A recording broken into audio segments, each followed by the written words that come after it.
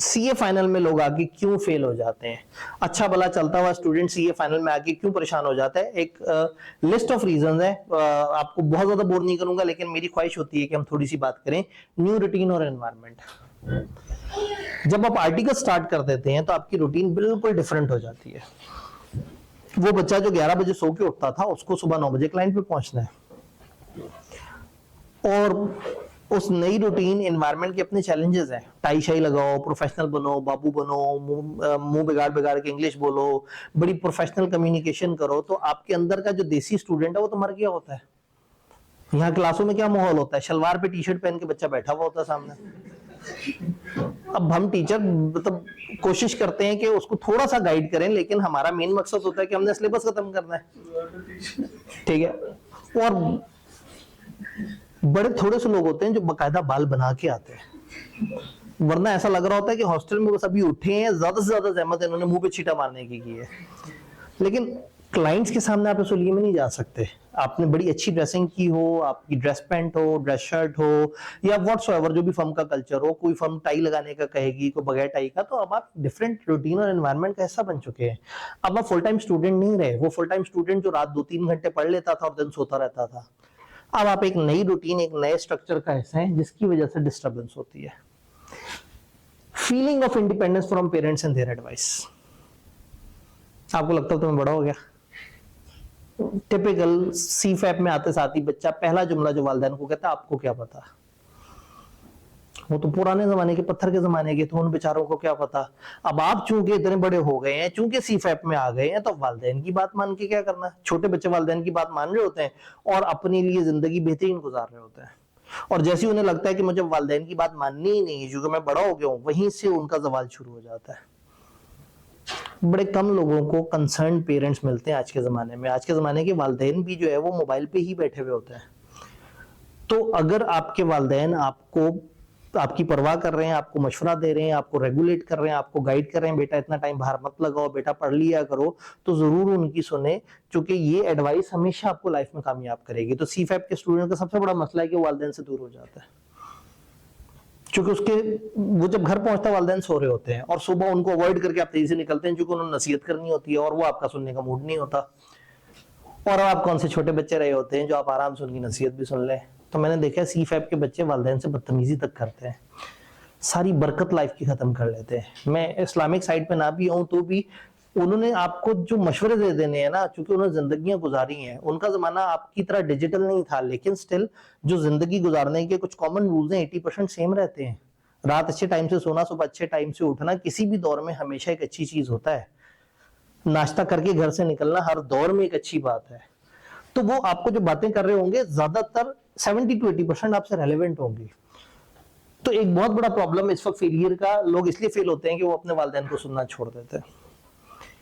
फिर सीफैप के अगले चैलेंज क्या है, गलत प्लानिंग और गलत सिलेक्शन ऑफ सब्जेक्ट्स होती है। भाई तुमने ये सब्जेक्ट क्यों उठाया, मुझे कैफ में ये टीचर बड़ा अच्छा लगता था तो मैंने सोचा सीफैप में भी इसी को। तो भाई टीचर अच्छा लगता था, सब्जेक्ट की नेचर तो देखो। फॉर एग्जांपल अगर आब्दी साहब से ऑडिट या लॉ पढ़ के आए हो और फाइनल में आते साथ ही कॉर्पोरेट लॉ उठा लो, तो पहले सब्जेक्ट का मिजाज तो समझो। अगर वो सब्जेक्ट भारी है तो इस वक्त आब्दी साहब की मोहब्बत इंपॉर्टेंट नहीं है, इंपॉर्टेंट ये है कि ये सब्जेक्ट इस वक्त तुम्हें उठाना चाहिए था या नहीं, क्या टाइमलाइन से मैच करता था या नहीं। तो गलत सिलेक्शन सब्जेक्ट की होती है। आज हम इन सारी चीजों पर बात करेंगे, आज टाइम तो है ना बहुत सारा, ठीक है। मैंने इसी चक्कर में ना चाय भी कह दी है उन्हें। मैं क्या जो है ना, आज बच्चे आए हुए हैं और शाम के वक्त इन्हें बुलाया है, तो चलो चाय पी के जरा थोड़े से अलर्ट हो जाएंगे।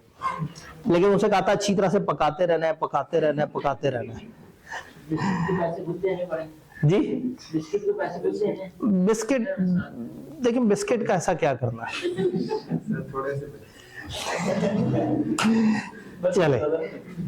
चले आज सखावत के दरिया खोल के जो है ना बिस्किट भी हमने साथ ऐड कर दिए। मैंने कहा था, अल्लाह करे उन्हें याद रहा हो, मैंने जो है ना वो यकीन माने बिस्किट का क्या आया था। असल में बच्चे ना अनसर्टन थे, मैंने कहा था बिस्किट तो उसी वक्त गिन लिए जाएंगे। चाय में मसला ये होता है कि वो बनती है, पकती है, उसमें टाइम लगता है। तो 7:15 के करीब एक बंदा अंदर झांक के गया था, उसने बच्चे गिने, उसके बाद से बच्चे अच्छे खासे और ऐड हो चुके। तो मैंने कहा था जब आप बच्चे गिने तो उसमें आपने 6 से 7 और ऐड कर देने। अब देखते हैं जब चाय आएगी तो वो कितनी है। तो ऐसे में जो बहुत लेट आए हैं वो खुद ही से जो है ना बाकियों के लिए चाय जो है ना उसका मौका दे दे। जी अपना हक जो है ना, रॉन्ग प्लानिंग और incompatible selection of subject, wrong sequence of subjects to take classes. 2 दिन पहले एक बच्चा मिला, मैंने कहा हाँ भाई क्या चल रहा है? सर वो मैंने ना ऑडिट पढ़ा था आसिफ साहब से पहले और बड़ा मुझे उनका स्टाइल पसंद है, मैं सीफैप का ऑडिट भी उनसे पढ़ू। मैंने कहा जबरदस्त, कब अटेम्प्ट? सर वो मेरी अटेम्प्ट बस करीब है। मैंने कहा तुम्हें पता ऑडिट देने से पहले डाटा का पेपर देना है? ना करें सर। ये कब हुआ? मैंने कहा जालिम आदमी, तुम नई स्कीम का पेपर दे रहे हो, तुम्हें पता ही नहीं है कि तुम वो उसकी क्या तैयारी है, उसकी वो अप्रैल में अटेम्प्ट है। अच्छा चले मैं अपने दोस्तों से पूछता हूँ, मेरे तो 6 दोस्तों ने एडमिशन लिया हुआ है। अब वो यही है कि कैफ में टीचर से आपको मोहब्बत है और आपने सब्जेक्ट तो उठा लिया, लेकिन पहले आपको पता तो हो कि आपने पहले क्या पढ़ना है बाद में क्या पढ़ना है। नहीं जी, तो चाय वाला वादा तो पूरा हुआ। दूसरा अगेन और बिस्किट्स भी आ गए। अब चाय में पता नहीं जो है वो हमारी तादाद गिनती कोई प्लस माइनस पूरी हो जाएगी। आपके जाने के बाद भी को 2-3 तो आए ही हैं, देख लेंगे। ठीक है जी, उन्होंने कहा कि इनको हमने कहा था आपने थोड़ा सा पानी पतीले में डाले रखना है। ठीक है, वो फर्म में जो मुफ्त वाली चाय होती है वो ऐसी होती है ना, बहुत सारे पानी में थोड़ा सा 2 कतरे दूध के होते हैं।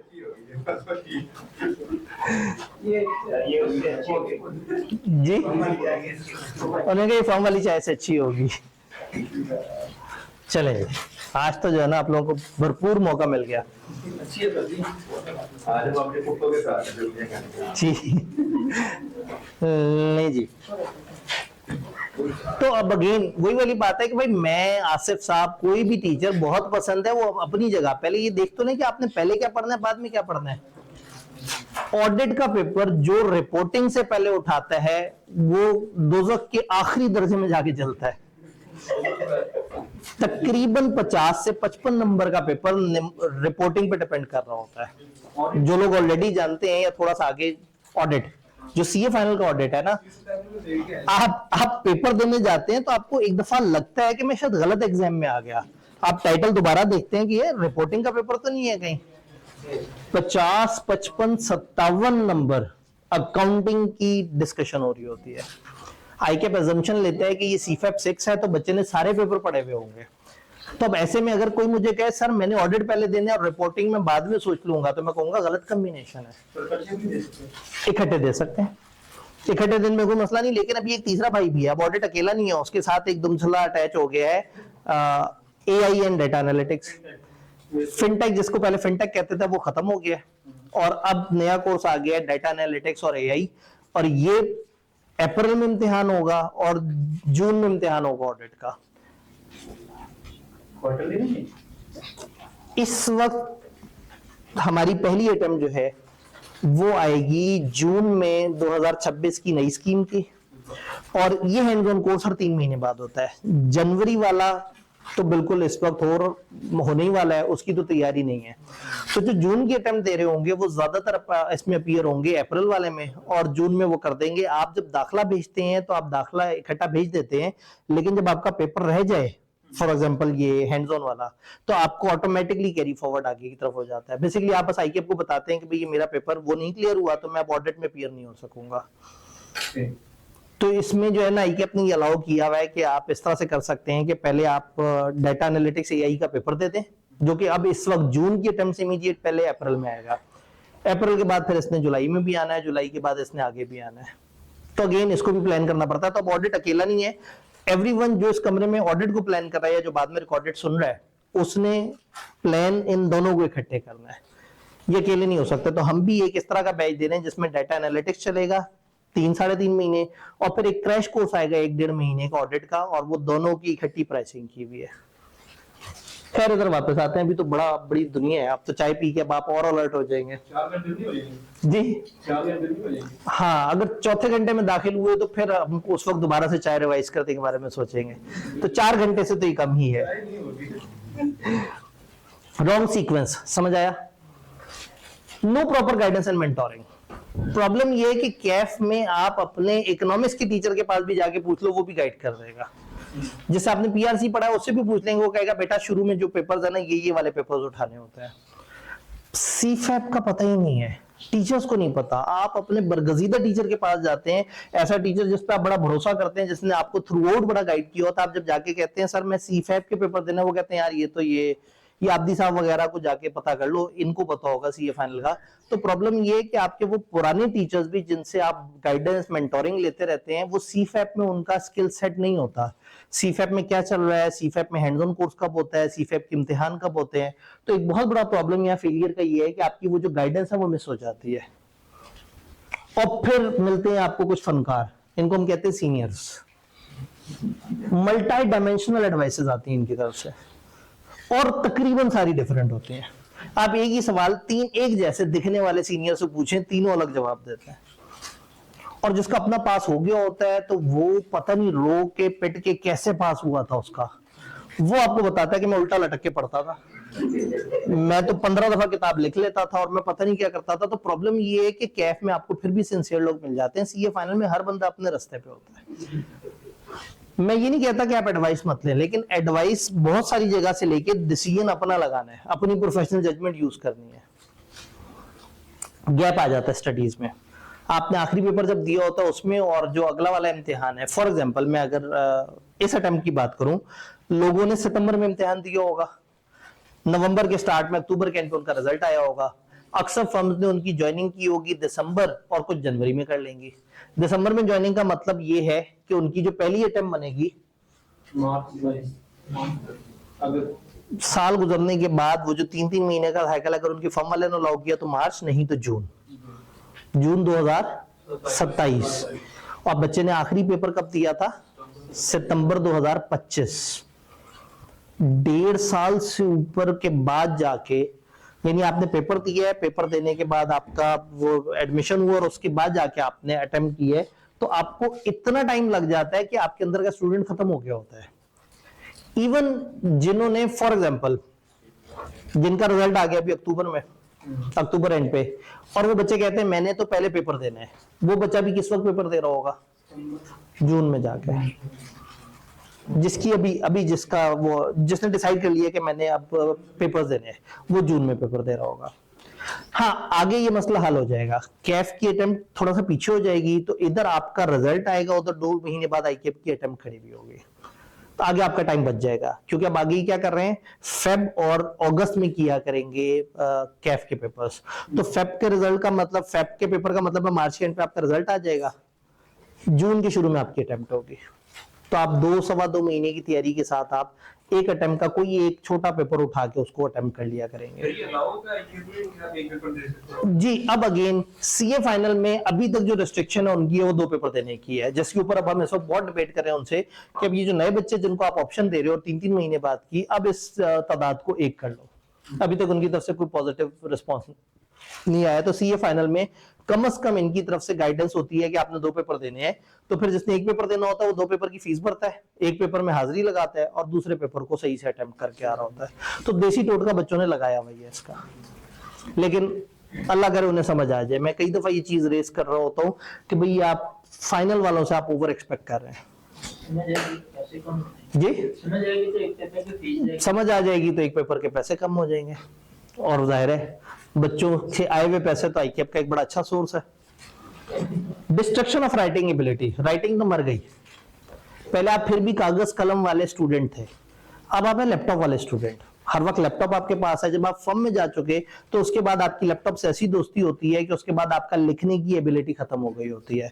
अल्लाह भला करे उस आईकेएफ का जिसने अब सारे पेपर कंप्यूटराइज कर दिए। अब आपकी जो लैपटॉप की टाइपिंग की रफ्तार है वो अगर तेज है और राइटिंग की रफ्तार मैनुअल खराब है तो कोई फर्क नहीं पड़ता, अब आप अपना पेपर कंप्यूटर बेस दे रहे होंगे। तो राइटिंग एबिलिटीज से मुराद लिखने की रफ्तार नहीं है, जो लिख रहे हो उसकी क्वालिटी। तो आप हमेशा सोच के कागज पे लिखा करते थे और अब आप टाइपिंग करके लिख रहे होंगे और साथ साथ सोच भी रहे होंगे और सवाल भी पढ़ रहे होंगे और बीएड लॉ को भी सर्च कर रहे होंगे।